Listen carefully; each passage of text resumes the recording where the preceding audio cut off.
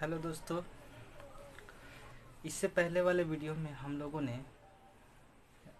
13 chapter का जो variation हम लोग चैप्टर पढ़ रहे थे उसका मतलब जो तुम लोग का टेक्स्ट बुक है उसका एक नंबर सवाल कर किए थे। ठीक है, अगर आगे समझना चाहते हो तो आगे मतलब इसके बाद का सवाल अगर समझना चाहते हो तो पहले वो सब वीडियो देखो तो समझ में आएगा। ठीक है, देखो हम लोग कल इसका एक नंबर सवाल बनाए थे, आज इसके बाद हम 2 नंबर सवाल बनाएंगे, है ना। तो देखो इन दोनों सवाल को बनाने का उसमें ट्रिक भी मतलब कैसे हम लोग बनाएंगे सवाल उसमें वहाँ पे बताए। इसको देखो इसके बाद हम लोग इसको कैसे करेंगे। देखो बोला है क्या, वही सवाल है, सेम सवाल है, बस बोला है कि क्या कि ए और बी दो चर है एवं उनके संबंध मतलब भिन्न है। ठीक है, जैसे एक्स का मान 18 8 12 8 6 है और वाई का मान 3 24 बटा में 27 बटा में 4 9 बटा में 2 और 9 है। ठीक है, तो हम लोगों को दो दो फार्मूला क्या मिला था कि अगर सरल भेद होगा तो ए बटा में बी निकाल दोगे, अगर कांस्टेंट आ जाएगा तो सरल संबंध है, और अगर ए इंटू बी यानी दोनों का प्रोडक्ट करने पर अगर कांस्टेंट आ रहा है तो कैसे संबंध है हम लोगों का विलोम संबंध है। तो देखो हम दोनों निकालेंगे, पहले एक्स बाई वाई निकालो, एक्स बटा वाई निकालोगे तो यहाँ हो जाएगा 18 बटा में 3। ठीक है, भागा भागा करोगे तो आएगा मतलब इसको काट दोगे तो 6 आएगा। फिर अगर एक्स बटा में वाई इस दूसरा पॉइंट के लिए करोगे तो कितना आएगा तुम्हारा 8 बटा में 27 बटा में 4, है ना। ये काटा कुटी करोगे तो यहाँ मतलब कटेगा नहीं यानी ऊपर चल जाएगा 32 हो जाएगा और नीचे कितना हो जाएगा 21, 8 चौक 32 बटा में 21, है ना। तो देखो हम लोग दो ही किए तो हम लोग को पता चल गया क्या कि एक का 6 आ रहा है और एक का आ रहा है 32 बटा में 21, यानी ये दोनों मान सेम नहीं आ रहा है तो ये कांस्टेंट नहीं है। तो हम लोग अब आगे करोगे करना, नहीं करोगे तो भी चलेगा। तो देखो हम लोग एक वाला एक्स बटा में वाई निकालिए, है ना। एक और हम लोग जब एक और हम लोग रिलेशन पढ़े थे कि दोनों का अगर प्रोडक्ट कांस्टेंट आ सकता है तो दोनों का प्रोडक्ट देखो 8 8 गुने 3 कितना हो जाएगा 8 गुने 3 यानी 50, 8 3 के 54 54। ठीक है, दूसरा के लिए निकालेंगे कितना है एक्स बटा में वाई, दूसरा पॉइंट के लिए कितना होगा 8 गुने 27 बटा में 4। देखो ये कितना से कट जाएगा दो एक बार में और ये दो बार में, यानी 27 दूना 54 होगा। देखो दूसरा पॉइंट भी हम लोग का 54 आ गया। तीसरा पॉइंट के लिए निकालो x y, x into y तो क्या हो जाएगा 12 बटा में 12 गुने 9 बटा में 2, फिर ये 6 से कट जाएगा 9 छक 54। तीसरा पॉइंट के लिए भी निकालेंगे तो कितना हो जाएगा एक्स इंटू वाई यानी 6 गुने 9 यानी कितना हो जाएगा 9 छक 54।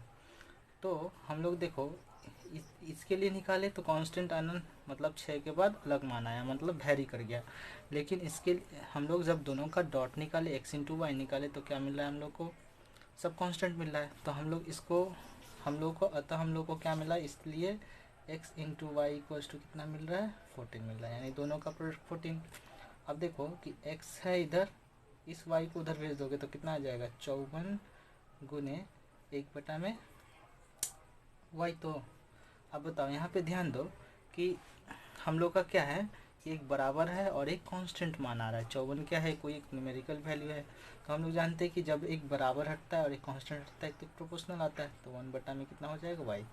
तो अतः हम लोग लिख सकते हैं, अतः क्या लिख सकते हैं कि एक्स वाई के साथ कैसा संबंध हुआ, विलोम संबंध है।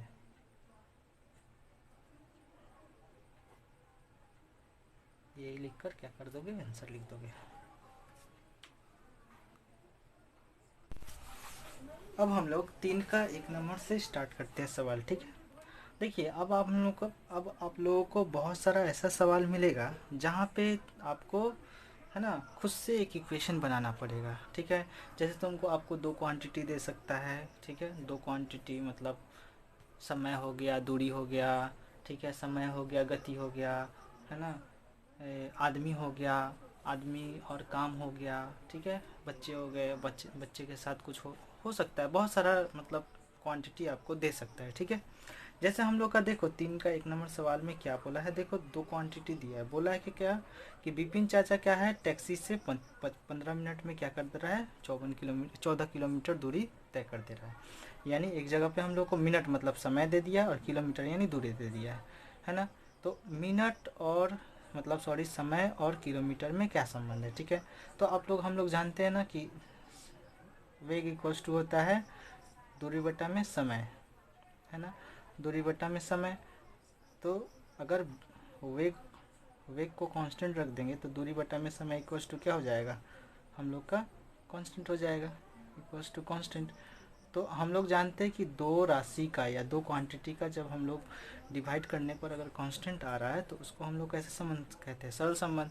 अगर ये बात अगर नहीं समझ में आया तो एकदम सीधा बात देखिए कि अगर कोई आदमी, ठीक है, 1 घंटा में अगर 20 किलोमीटर जा रहा है, ठीक है, तो 2 घंटा में अगर ये चल रहा है तो 40 किलोमीटर जाएगा अगर सेम गति से चल रहा है तो देखिए जैसे ही हम लोग समय ज़्यादा किए ये क्या हो गया, हम लोग का जो डिस्टेंस है वो भी ज़्यादा हो गया। तो एक तरफ बढ़ा रहे तो दूसरा तरफ भी बढ़ने लग रहा है। तो ये समान मतलब एक कॉमन बात है कि एक तरफ मतलब डिस्टेंस अगर वेलोसिटी कांस्टेंट रहेगा तो समय के साथ क्या होता है, डिस्टेंस सरल संबंध में चला जाता है, यानी सीधा संबंध में है। तब एक तरफ बढ़ाइएगा तो दूसरा तरफ भी ऑटोमेटिक बढ़ने लगेगा, ठीक है। तो देखिए हम लोग क्या करते हैं इस सवाल को बनाने के लिए, है ना, सबसे पहले हम लोग जो है ना, जो भी दो क्वांटिटी है यहाँ पे एक समय है और एक दूरी है, ये दोनों क्वांटिटी में एक तरह का रिलेशन निकालेंगे या एक इक्वेशन निकालेंगे, ठीक है। तो चलो हम लोग मान लेते हैं कि माना, है ना, समय इक्वल्स टू जान कितना मान लेते हैं हम लोग x, है ना, और x और दूरी इक्वल्स टू मान लेते हैं हम लोग y, ठीक है। तो x मान लिया हम लोग समय और y मान लिया दूरी। चूँकि अभी हम लोग पता किए क्या कि समय और दूरी में कैसे संबंध है, सीधा संबंध या सरल संबंध है, सीधा संबंध है एक नंबर, है ना। तो हम लोग सीधा संबंध रहता है तो हम लोग क्या लिखते हैं, x प्रोपोर्शनल टू y, ये लिखते हैं। तो बताइए यहाँ पे अगर x प्रोपोर्शनल का जब साइन हटता है तो क्या आता है, एक बराबर आता है और एक कांस्टेंट आता है इनटू y, है ना। जहाँ पे हम लोग क्या लिखेंगे, जहाँ जो हम लोग के दिए एक क्या है, स्थिरांक है, स्थिरांक है। और एक और बात हम लोग को लिखना है कि k नॉट इक्वल्स टू 0 है, मतलब k का मान 0 नहीं है। तो अगर इस y को इधर ले आएंगे तो इधर गुना में तो इधर आएगा तो बटा में, यानी x बटा में y इक्वल्स टू कितना हो जाएगा, k। ये हम लोग का एक नंबर इक्वेशन, ठीक है। अब देखिए यहाँ पे आगे, है ना, हम लोग को यहाँ पे जो कंडीशन दिया था सवाल में कि टैक्सी 25 मिनट में कितना किलोमीटर जाए, 14 किलोमीटर। तो बोला कि समान गति से टैक्सी चलाकर वो 5 घंटा में कितना समय दूरी तय करेगा, कितना दूरी तय करेगा, उसी को हम लोग को क्या करना है, निकालना है। तो देखो जब, है ना, समय को हम लोग क्या माने, x, यानी x हम लोग का जब 25 था, x कितना था, 25 था, 25 मिनट था, तो दूरी कितना किया तय, दूरी equals to y equals to कितना किया है, 14 किलोमीटर तय किया है, ठीक है, 14 किलोमीटर तय किया है। तो अगर इसको समीकरण 1 में रखेंगे, समीकरण 1 से बोलो x बटा में y इक्वल्स टू क्या दिया है, k, है ना। रखो x का मान कितना है 25 और y का मान कितना है 14 इक्वल्स टू k, यानी k का मान हम लोग का कितना आ गया, k इक्वल्स टू 25 बटा में 14। इसको 2 नंबर इक्वेशन देता हूँ, ठीक है। तो हम लोग का देखो एक इक्वेशन बनेगा, उससे वहाँ से हम लोग क्या करेंगे, k का मान निकालेंगे। ये हम लोग का दूसरा नंबर पॉइंट बात है, ठीक है। अब देखो हम लोग को बोल रहा है क्या कि समान गति से अगर टैक्सी चलता, ठीक है, समान गति से अगर टैक्सी चलता तो 5 घंटा में कितना दूरी तय करेगा। तो घंटा दे दिया यानी x दे दिया है अब, है ना, x इक्वल्स टू कितना दे दिया, 5 घंटा। तो घंटा को मिनट में बदलो पहले, तो 5 गुने कितना हो जाएगा, 30 मिनट, है ना। ये तो मिनट सॉरी 5 गुने 60 मिनट, 1 घंटा में 60 मिनट होता है। तो पूछा है y इक्वल्स टू कितना, तो फिर समीकरण 1 से, समीकरण 1 से, समीकरण 1 से क्या हम लोग का कि x बटा में y इक्वल्स टू k। अब देखो सब मान हम लोग को पता है, 1 से इस बार 5 गुने 60, y नहीं पता है, इक्वल्स टू कितना है, k का मान कितना है तुम्हारा 25 बटा में 24, ठीक है। इधर देखो ध्यान से, तिरछा तिरछी गुना करेंगे तो इधर हो जाएगा 25 गुने वाई, लिख सकते हैं ना। इधर से तिरछा तिरछी गुना करें क्रॉस मल्टीप्लिकेशन तो वाई गुने 25 यानी 25 गुने वाई, और इधर से इधर गुना करेंगे तो 5 गुने 60 गुने कितना हो जाएगा 14, है ना।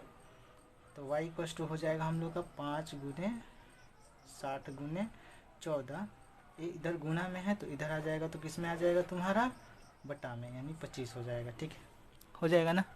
तो अब बताओ यहाँ पे काटा कुटी करते हैं, 5 से कट जाएगा कितना बार में, 5 बार में, ठीक है, और एक 5 से कितना बार में कट जाएगा 12 25 60 बार में।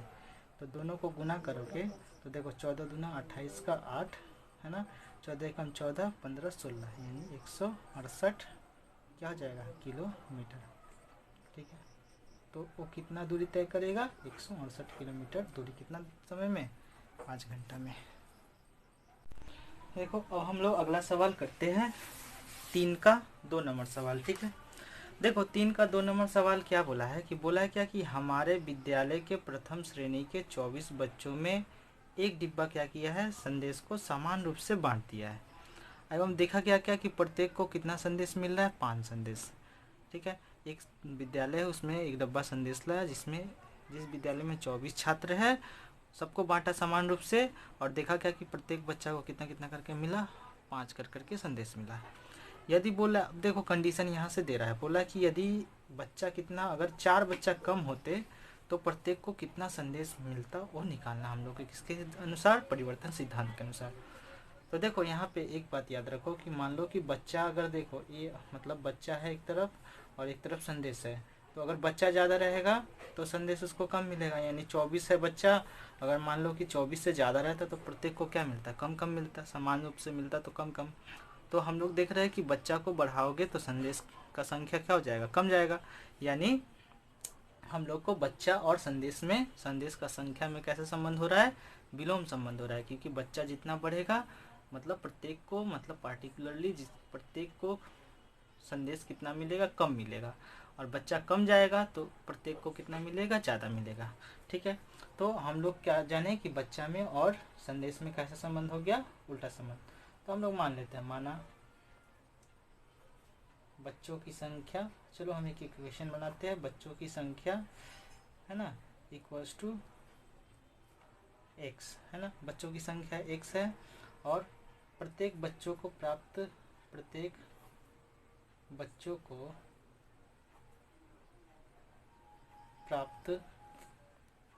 संदेशों की संख्या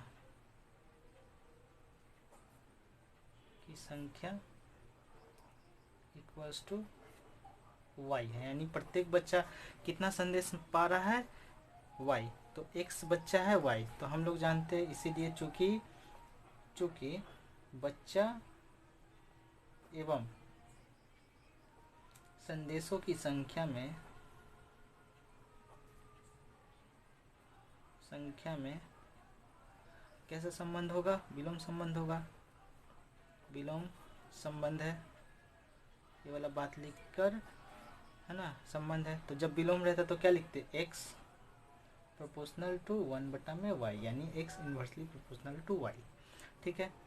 तो देखो जब हम लोग प्रोपोर्शनल का साइन हटाते तो एक बराबर आता है और एक कांस्टेंट आता है इंटू 1 में y, है ना, जहाँ पे हम लोग क्या लिखेंगे, जहाँ k एक स्थिरांक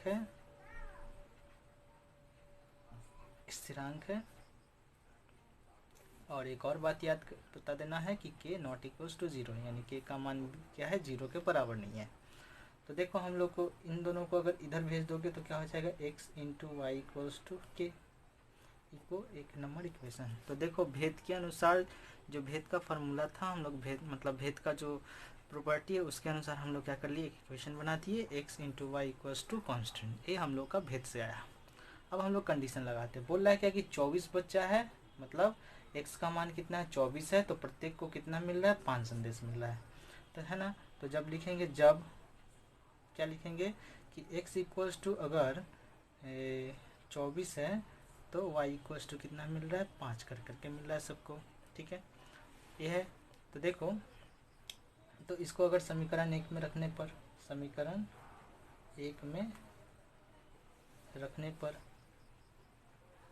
रखने पर। तो बोलो समीकरण 1 में रखोगे तो क्या हो जाएगा, देखो समीकरण में x का मान है 24 इंटू वाई का मान है 5 इक्वल्स टू के, यानी के इक्वल्स टू आ जाएगा तुम्हारा 24 को 5 से गुना करोगे तो 120 आएगा। ये है हमारा 2 नंबर, है ना। के का मान हम लोग कितना निकालिए। अब देखो यहाँ पे बोल रहा है कि यदि बच्चों की संख्या 4 कम होती है ना। अब दूसरा कंडीशन में बोल रहा है कि बच्चों का संख्या 4 कम होता है, यानी पहले 24 था अभी 4 कम जाएगा तो कितना हो जाएगा, x का मान कितना आएगा 24 माइनस 4, यानी हम लोग का कितना आएगा 20। तो पूछा है कि y इक्वल्स टू मतलब y मतलब कि प्रत्येक को कितना कितना मिलेगा वो निकालना है। तो देखो समीकरण 1 से फिर लिखो, समीकरण 1 से, है ना। समीकरण 1 नंबर क्या था, x into y equals to k, ठीक है।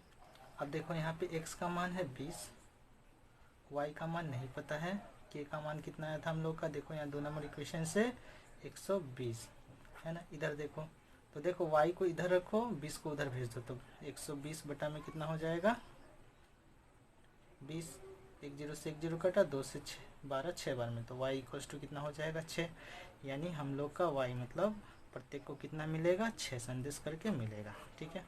तो हम लोग यही लाइन को लास्ट में लिख देते, इसीलिए प्रत्येक विद्यालय को, प्रत्येक विद्यार्थी को,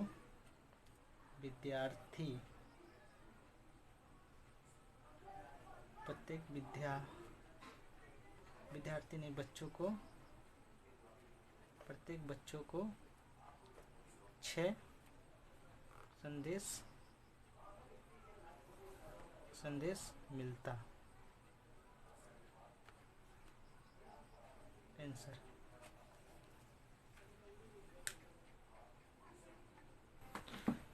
चलिए अब हम लोग अगला सवाल करते हैं 3 का 3 नंबर, ठीक है। देखिए 3 का 3 नंबर सवाल क्या है, बोल रहा है क्या कि एक तालाब को खोदने में 50 लोगों को कितना दिन समय लग रहा है, 18 दिन। बोल रहा है ऐसे ही कि एक तालाब है उसको खोद रहा है, उसको 50 लोग कितना दिन में कर दे रहा है, 18 दिन में। तो बोल रहा है कि तालाब को अगर 15 दिन में खोदने हेतु और कितने व्यक्ति लगेंगे उसको क्या करना है, परिवर्तन सिद्धांत द्वारा क्या करना है, निकालना है, ठीक है। तो देखो फिर से समझा रहा हूँ कि इसका अगर सॉल्यूशन करने से पहले तुम लोग को खुद से दिमाग में ये रिलेशन, क्या रिलेशन हो सकता है खुद से निकालना पड़ेगा कि इन दोनों के बीच में, मतलब 2 क्वांटिटी दिया रहेगा, 2 राशि दिया रहेगा, उन दोनों के बीच में क्या क्या संबंध हो सकता है उसको आपको खुद दिमाग से निकालना पड़ेगा। जैसे देखिए यहाँ पे लोग हैं और दिन है, मतलब लोग और दिन, है ना। बोला है क्या कि एक तालाब है, मान लो कि एक तालाब है, छोटा सा एक तालाब है, इसको बोल रहा है क्या कि 50 लोग मिल के क्या कर रहा है, 18 दिन में खोद दे रहा है, ठीक है।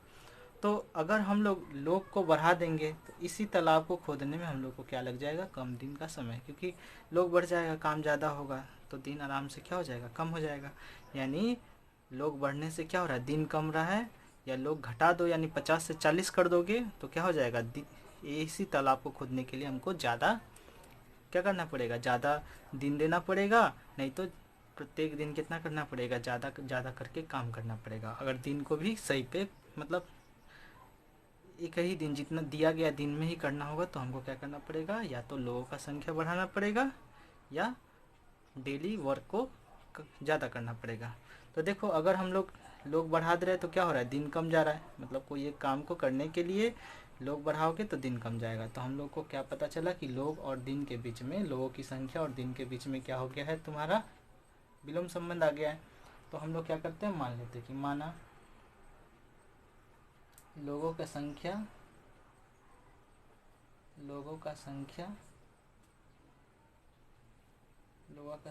इक्वल्स टू x और दिनों की संख्या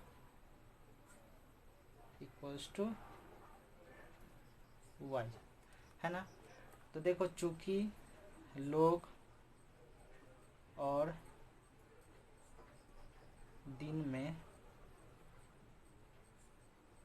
उल्टा संबंध है,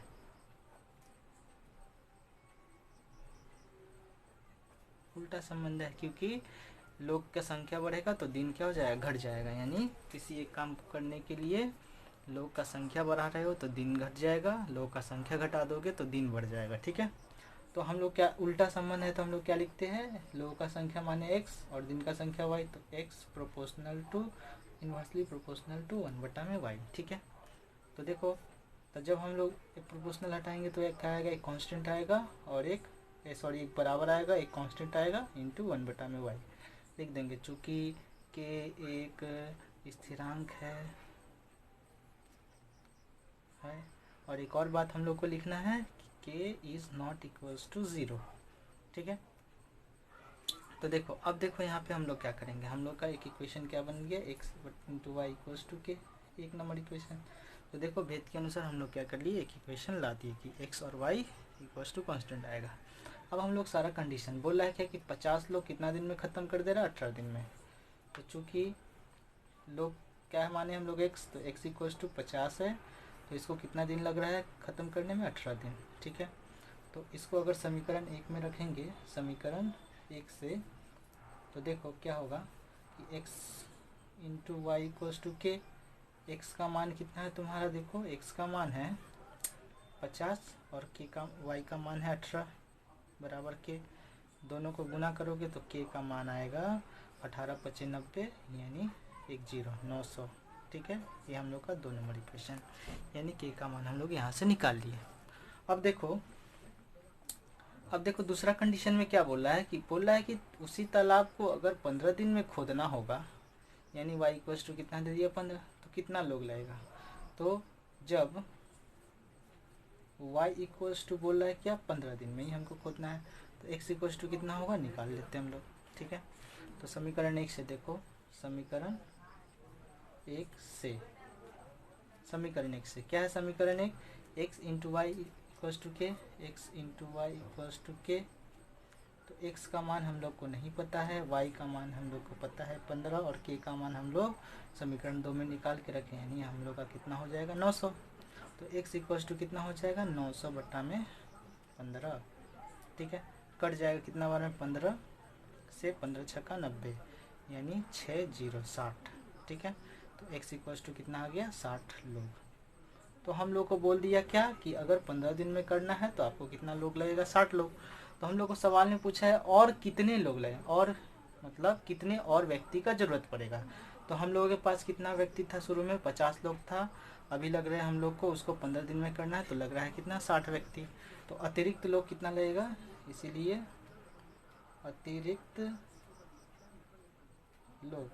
अतिरिक्त लोग इक्वल्स टू कितना हो जाएगा 60। पहले हम लोग को 50 18 दिन में, 15 दिन में करना तो 60, तो 60 माइनस 50 यानी कितना हो जाएगा, कितना लोग अतिरिक्त लगेंगे 10 लोग, है ना।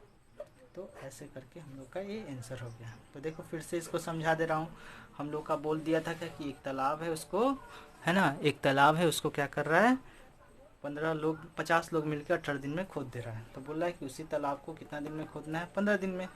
तो और कितने हम लोग व्यक्ति को जोड़ेंगे तो वो तालाब आराम से 15 दिन में खुद जाएगा। ठीक है, तो हम लोग क्या कर लिए, देखिए क्या कि लोग और तालाब के बीच में कैसा संबंध आ रहा है, उल्टा संबंध आ रहा है, क्योंकि लोग बढ़ाओगे तो एक तालाब को खोदने में जितना समय लग रहा है अभी कम लगेगा। तो हम लोग को पता चला कि लोग और दिन के अंदर क्या लग रहा है, उल्टा संबंध है। तो हम लोग उल्टा संबंध में लग रहा है तो हम लोग क्या लिख सकते हैं, x प्रोपोर्शनल टू 1/y, जहाँ x हम लोगों का संख्या माने हैं, y इक्वल्स टू दिनों का संख्या माने हैं। तो जब प्रोपोर्शनल का साइन हटता है तो एक बराबर आता है और एक कांस्टेंट आता है बटा में 1/y। अब इसको y को इधर भेज देते, x into y equals to क्या हो गया कांस्टेंट इक्वल्स टू 1। अब देखो हम लोग कंडीशन लगा रहे हैं, तो पहले 50 लोग था तो 40 दिन 50 लोग था तो 18 दिन लग रहा था। तो x इक्वल्स टू 50 तो y इक्वल्स टू कितना 18। तो समीकरण 1 में रख दे तो x into y equals to k, x का मान रखे 50 और y का मान रखे 18, 18×5 = 90 और एक 0 तो 900 आएगा। तो k का मान हम लोग कितना है 900। फिर देखो दूसरा कंडीशन में कितना दिन में हम लोग खोदना है 15 दिन में, तो y इक्वल्स टू कितना हो गया 15, तो x इक्वल्स टू कितना होगा। तो समीकरण 1 से हम लोग क्या फिर से रख सकते हैं, समीकरण 1 में x y, तो x का मान नहीं पता है, y का मान आया 15 और k का मान समीकरण 2 से हम लोग निकाल लिए थे। तो x इक्वल्स टू है ना, इधर 15 गुना में था तो बटा के उधर भेज दिए तो भागा में चला गया, कट के कितना हो गया 60 बार में कट गया। ठीक है, तो x इक्वल्स टू कितना लोग हो गया 60 लोग। तो हम लोग के पास 50 लोग था, है ना, अभी हम लोग काउंट किए तो कितना लोग ज़्यादा लग रहा है ना, अभी 60 लोग लग रहा है, तो अतिरिक्त लोग कितना होगा, मतलब हम लोग को एक्स्ट्रा कितना लोग को रखना पड़ेगा, तो 60 माइनस 50 यानी 10 लोग, ये हम लोग का आंसर। हेलो, अब हम लोग अगला सवाल करते हैं 4 का 1 नंबर। ठीक है, 4 का 1 नंबर। देखो 4 का 1 नंबर सवाल बहुत आसान है। पहले हम लोगों को उस सब में हम लोग को मतलब आगे का सवाल में क्या कर रहे थे, खुद से इक्वेशन बना रहे थे। यहाँ तुमको एक हिंट्स दे दिया है। ठीक, क्या हिंट्स दिया है कि बोला है सवाल में y x के वर्गमूल के सरल समानुपात में है, यानी y जो है x के वर्गमूल, वर्गमूल कहने का मतलब होता है रूट, वर्गमूल का मतलब होता है रूट। ठीक है, यानी जो y है x के वर्गमूल के साथ क्या है, सरल समानुपाती है। तो जो लाइन लिखा है उसी को लिखेंगे, चूंकि y x के वर्गमूल के साथ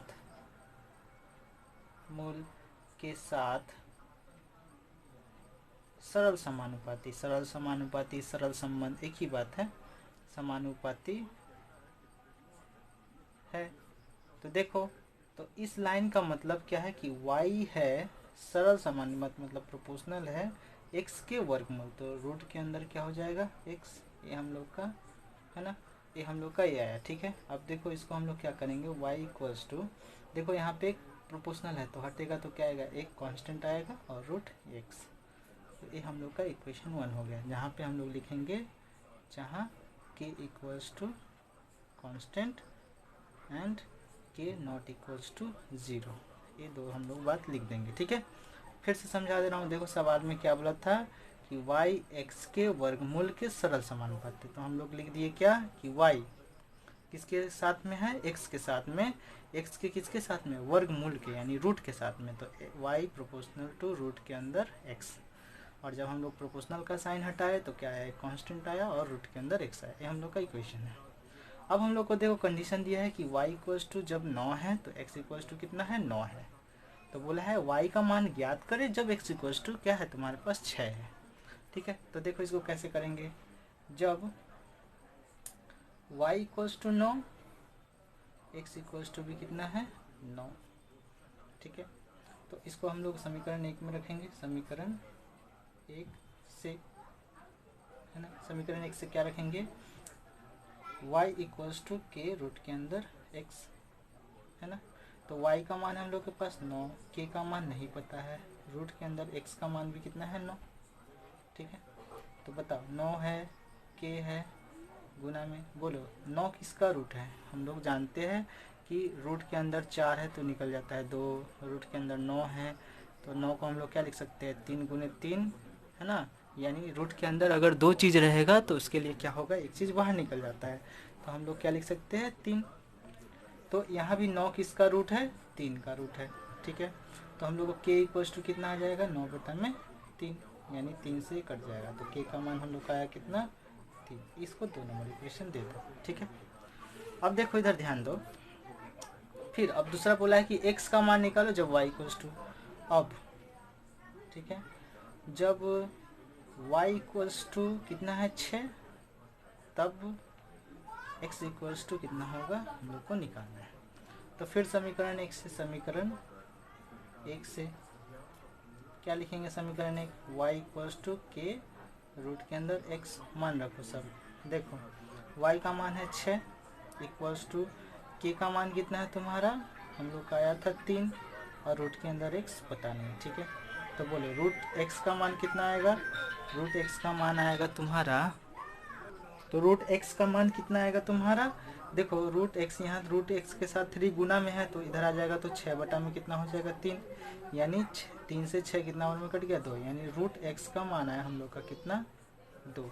तो अब बताओ तुम लोग रूट कैसे गायब होता है, रूट गायब करने के लिए हम लोग क्या करते हैं, स्क्वायर कर देते हैं दोनों तरफ। तो स्क्वायरिंग बोथ साइड करोगे अगर, दोनों तरफ वर्ग कर देंगे हम लोग, हिंदी में लिख दे रहा हूँ, दोनों तरफ